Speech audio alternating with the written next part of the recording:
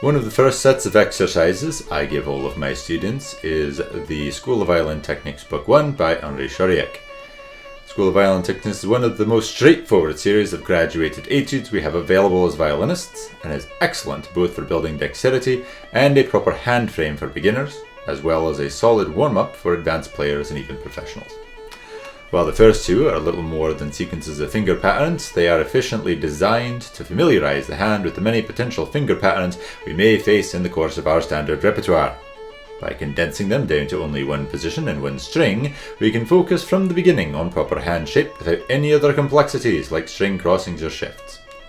As is the case for the whole book, they incrementally increase in complexity, with the first being purely diatonic, and the second adding chromaticism to the mix. Schradieck gives some instructions about how the exercises are to be practiced as well.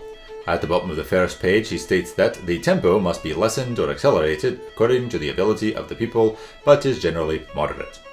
To accomplish this, each line should first be practiced slowly for intonation, then at more elevated tempi.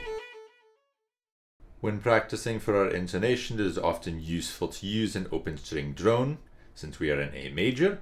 Generally speaking, this will be the E string, although obviously for the D, we would check that with the open D.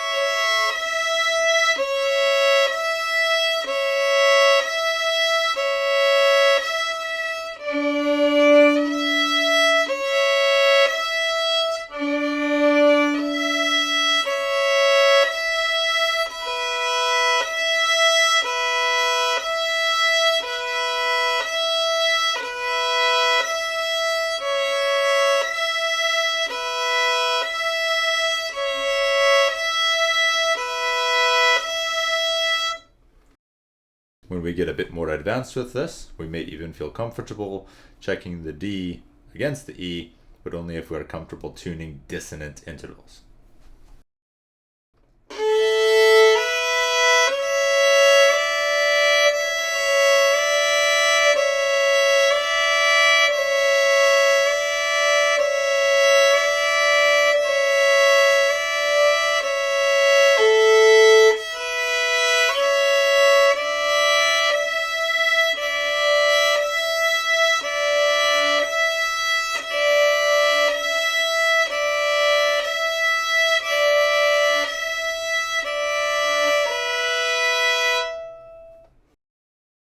The focus is not simply on playing the passage rapidly, but rather to build a strong and stable hand frame that can consistently and comfortably play any type of passage we may encounter. Our end goal is to be able to play with minimal effort and maximum clarity.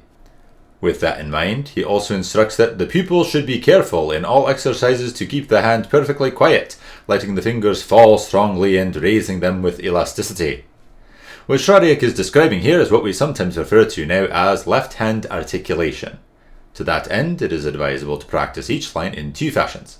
First, with preceding fingers remaining on the string as successive notes are played, and second, with preceding fingers being simultaneously removed such that only one finger is ever touching the string at any given time.